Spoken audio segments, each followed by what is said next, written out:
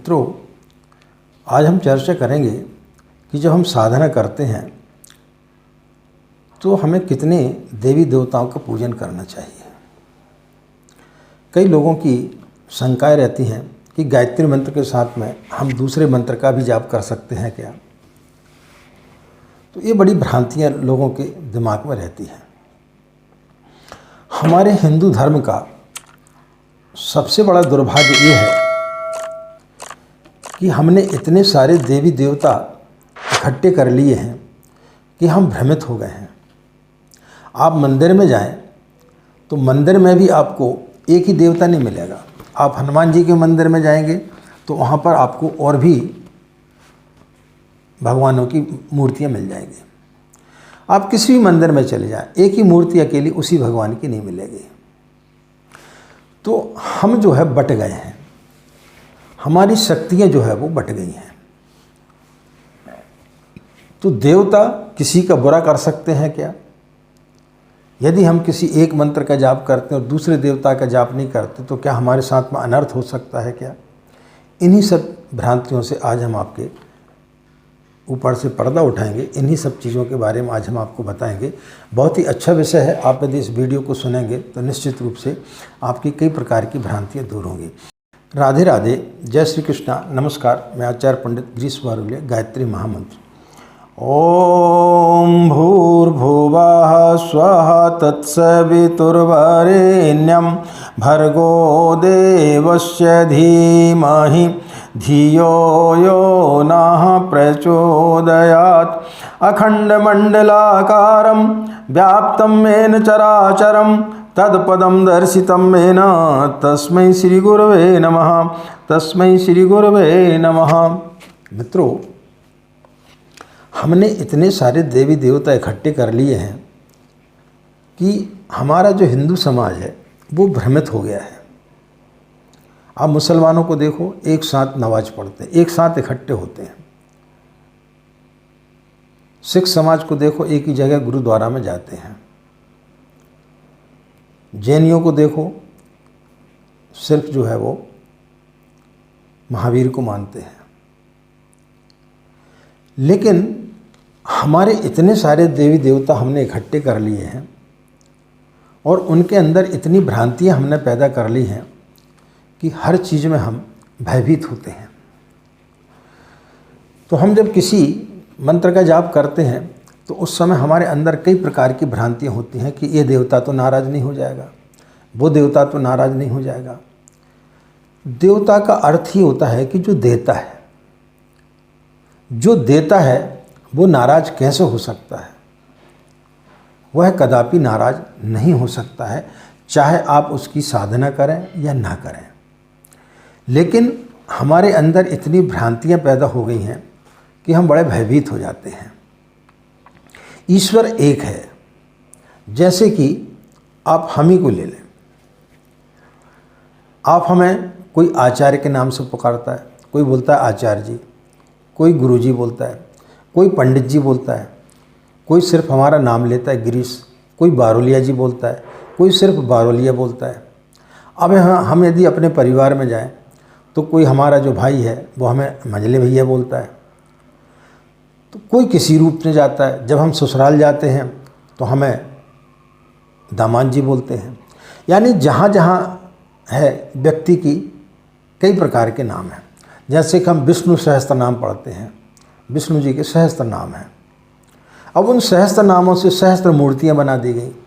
इसी प्रकार से एक व्यक्ति की किसी की नाक की फ़ोटो ले ली, किसी की मुंह की फ़ोटो ले ली, किसी की आँख की फ़ोटो ले ली, किसी का हाथ की फ़ोटो ले ली और भगवान बना दिए। लेकिन व्यक्ति तो एक ही था। तो हमने उसको विकृत कर दिया, अलग अलग खंडों में हमने बांट दिया। व्यक्ति की जितनी भी गुण थे उन गुणों को ना समझ करके हमने उन गुणों को अलग अलग चीज़ों में बांट दिया। जब हम किसी देवी देवता की पूजन करते हैं तो उनके गुणों के आधार पर करते हैं। तो जिस दिन आप उनके गुणों के आधार पर पूजन करना सीख जाएंगे उस दिन आपको देवता का अर्थ समझ में जाएगा। तो हमने जो है भगवान राम की आराधना की, लेकिन राम के गुणों को हमने आत्मसात नहीं किया, हरे रामा हरे कृष्णा हमने जपना चालू कर दिया। भगवान कृष्ण की हमने आराधना चालू की, लेकिन भगवान कृष्ण के बताए हुए मार्ग पर हम कभी नहीं चले, क्योंकि उनको हमने समझा ही नहीं। हम सिर्फ जो है उनके भजन कीर्तन में लग गए। हम किसी भी देवी देवता की जब पूजन करते हैं तो हम उसके गुणों को आत्मसात नहीं करते। जितनी भी मूर्तियाँ बनाई गई हैं वो सब अलंकारिक है कि एक व्यक्ति की अलग अलग गुणों के आधार पर मूर्तियाँ बना दी गई हैं। तो आपको जिस चीज़ की आवश्यकता है उस आधार पर आप उनका पूजन करें, लेकिन हम अलग तरीके से पूजन करना प्रारंभ कर दिया और उन गुणों को हमने छोड़ दिया।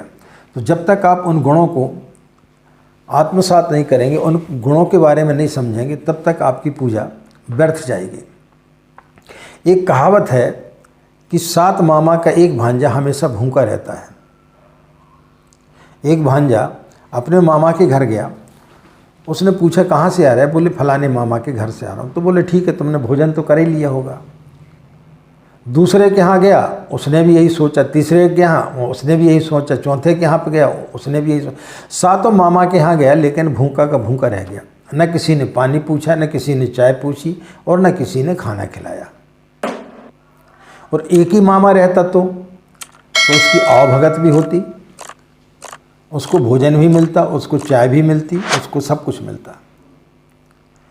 तो इसी प्रकार से हमारा है, हम अपनी पूजा स्थली पर इतने सारे भगवानों को इकट्ठा कर लेते हैं तो हम भ्रमित हो जाते हैं।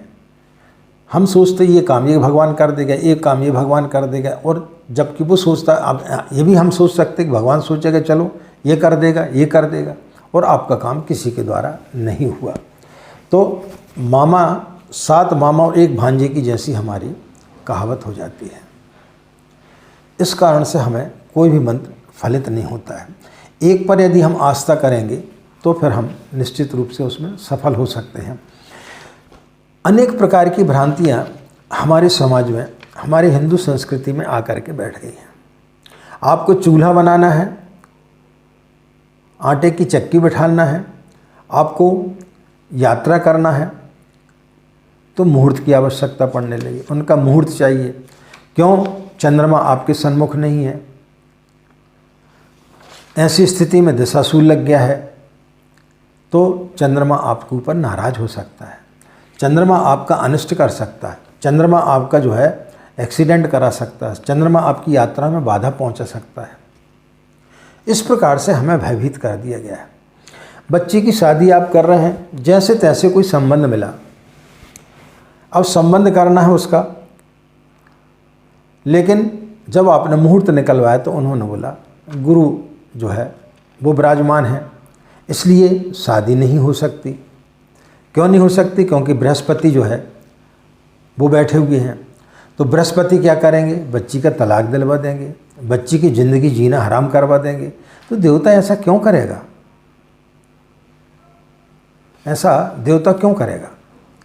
आपकी दुकानदारी नहीं चल रही, बोले शनि की 7.5 ही चल रही है, आपको 7.5 के लिए आपके घर में बैठ गया है, 2.5 साल के लिए आपके घर में बैठ गया है।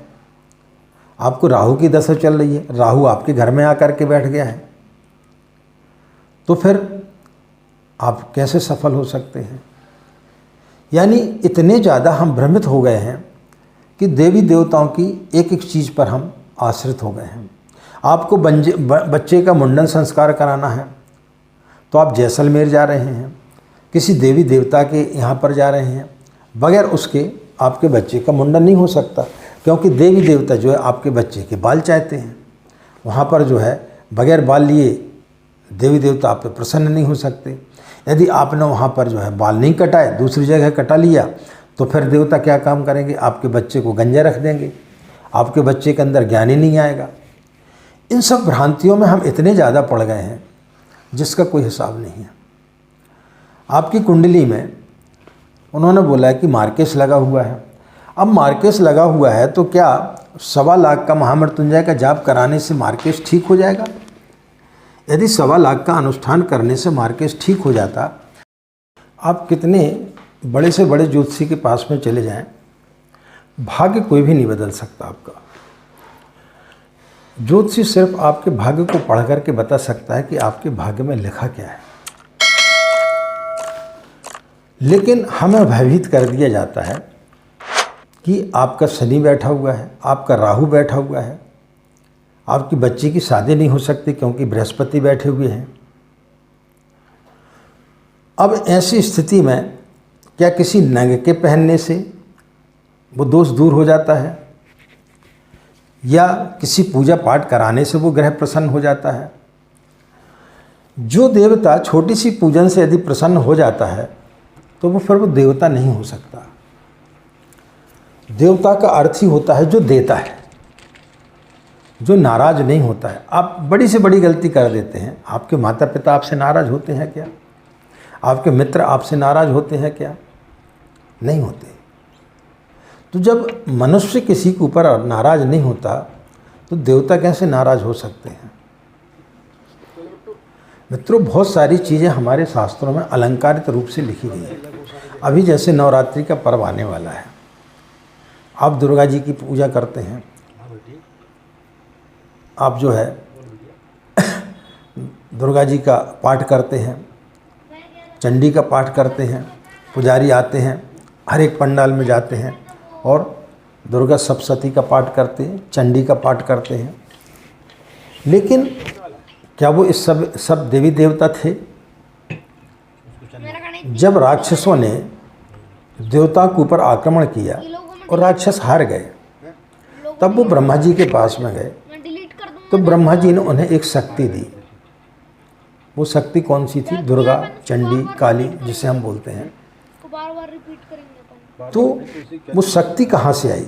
शक्ति आने संगठित। अच्छे लोग कभी भी संगठित नहीं होते हैं, इसलिए वो हमेशा परेशानी में पड़ते हैं। तो जिस दिन हम संगठित हो जाते हैं तो वो जो है दुर्गा शक्ति बन जाती है, वही चंडी शक्ति बन जाती है, वही काली बन जाती है।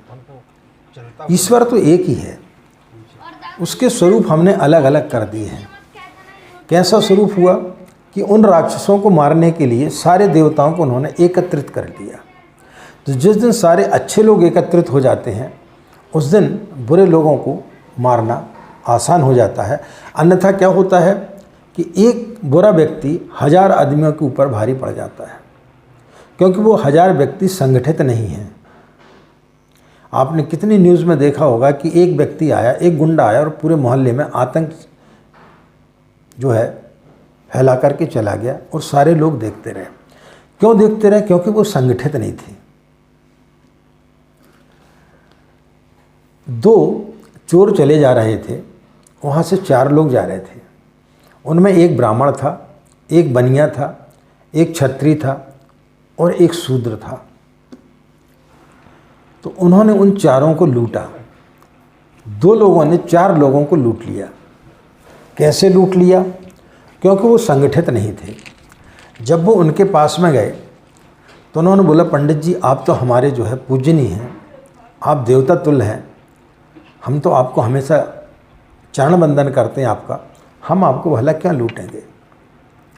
क्षत्रिय को बोला, भाई आप तो जो है हमारी बिरादरी के हैं, आप ताकतवर हैं।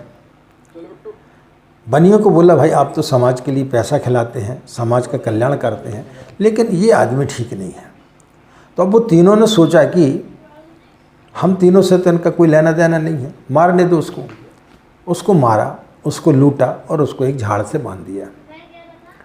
अब उसके पश्चात बनिया की बारी आई। बोले, भाई ब्राह्मण जी आप तो जो है हमारे पूजनीय हैं। क्षत्रिय को बोला, आप तो हमारी बिरादरी के हैं, लेकिन ये आदमी ठीक नहीं है। तो उन दोनों ने सोचा, भाई हमसे तो इनकी कोई बुराई है नहीं, उसको पिटने दिया। उसको भी लूटा, बांध दिया झाड़ से। फिर उसके पश्चात में क्षत्रिय की पिटाई की और उसको भी लूट लिया। ब्राह्मण बोला, हमारा तो कुछ नहीं कर रहे। उसके पश्चात फिर ब्राह्मण को मारा। 4 लोगों के होते हुए 2 लोगों ने 4 लोगों को लूट लिया। क्यों लूट लिया? क्योंकि वो संगठित नहीं थे।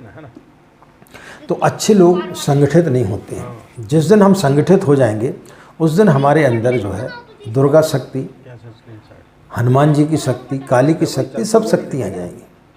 ये शक्ति कहीं अन्यत्र नहीं है, शक्ति सिर्फ एक ही जगह पर है। तो मित्रों, जब हम साधना करते हैं तो किसी एक की साधना करें, चाहे आप गायत्री की साधना करें, हनुमान जी की साधना करें, गणेश जी की साधना करें, भगवान राम की साधना करें, कृष्ण की साधना करें, माँ दुर्गा की साधना करें, लेकिन इतना ज़्यादा भ्रमित ना हो कि आप जो है गणेश जी की भी साधना कर रहे हैं, नवग्रह की भी साधना कर रहे हैं, लक्ष्मी जी की भी साधना कर रहे हैं, दुर्गा जी की भी साधना कर रहे हैं, गायत्री मंत्र का भी जाप कर रहे हैं, और अपने मंदिर में इतने सारे देवी देवताओं को आपने बिठाल करके रख लिया कि आप भ्रमित हो गए कि हम किसकी साधना करें। तो ऐसी स्थिति में व्यक्ति के लिए फिर कुछ भी प्राप्त नहीं होता, क्योंकि वो संगठित नहीं है, उसका दिमाग जो है वो संगठित नहीं, उसका दिमाग एक ही जगह पर स्थिर नहीं है। तो जिस दिन हम संगठित हो जाएंगे उस दिन जो है फिर कोई भी शक्ति हमें हरा नहीं सकती है, यह देवता हमें बताते हैं। लेकिन देवताओं के बारे में हम समझ नहीं पाते हैं, उनकी शक्तियों को हम समझ नहीं पाते हैं, और अलग अलग तरीके से हम जब उनका जाप करते हैं और उनके गुणों को हम जब नहीं पहचान पाते हैं तब फिर हम परेशानी में पड़ जाते हैं। आप गायत्री की आराधना करते हैं, गायत्री मंत्र आपको क्या देता है? हाथ में पुस्तक है यानी ज्ञान, कमंडल है यानी पूरे विश्व की के प्रति करुणा बताता है, हंस पर बैठा हुआ है यानी जो आपकी जो है बुराइयों को, अच्छी चीज़ों को ग्रहण कर लेता है। हंस दूध को पी जाता है और पानी को छोड़ देता है। तो इस प्रकार के गुण आपके अंदर आना चाहिए। भगवान शिव को आपने देखा, जटा से शंकर गंगा जी निकल रही, यानी गंगा यानी पवित्रता, आपका दिमाग पवित्र होना चाहिए। चंद्रमा है यानी आपका दिमाग शीतल होना चाहिए। सांप लटके हुए यानी आपका जो है किसी भी विषधारी लोगों के पास में बैठे, कैसे भी लोगों के पास बैठे, लेकिन उनके गुण आपके अंदर नहीं आने चाहिए। शमशान घाट में बैठे हुए यानी जो व्यक्ति हमेशा अपनी जीवन को मौत के रूप में देखता है कि आज ही मेरा है, जो व्यक्ति अपनी मृत्यु को हमेशा याद रखता है, वह व्यक्ति ईश्वर को प्राप्त करता है, यानी जो भगवान शंकर से हमें प्रेरणा मिलती है। तो जो भी भगवान की मूर्तियाँ बनाई गई हैं वो भगवान अलग नहीं है, भगवान एक ही है, उनके गुणों को अलग अलग बताया गया है। जैसे आपने किसी को बोला आचार्य जी, यानी आपने उसके एक गुण को बोला, किसी ने बोला पंडित जी, यानी आपने उनके एक गुणों की व्याख्या की, आपने किसी को बोला गुरु जी, तो आपने उसके एक गुणों की व्याख्या की, लेकिन व्यक्ति एक ही है। आप जिस दृष्टि से उसे देख रहे हैं उस दृष्टि से आप उनके नाम को पुकारते हैं। तो हम जब किसी भी देवी देवता की पूजन करते, किसी एक की करें, और उस एक को जब हम पूजन करते तो उसके गुणों को आत्मसात करें, उनके क्या गुण हैं, उनकी प्रतिमा हमें क्या शिक्षण दे रही है, तो फिर आप उस चीज़ को प्राप्त कर सकते हैं, उनके गुणों को आप प्राप्त कर सकते हैं और अपने अंदर आप देवत्व का उदय कर सकते हैं। आशा मित्रों यह जानकारी आपके लिए अच्छी लगी होगी। इन्हीं कामनाओं के साथ में कि आपका दिन मंगलमय हो, आप लोग खुश रहें, मस्त रहें, माँ गायत्री की असीम कृपा इसी प्रकार आप पर बनी रहे। आज की बात समाप्त, हमें आज्ञा दें। नमस्कार, ओम शांति।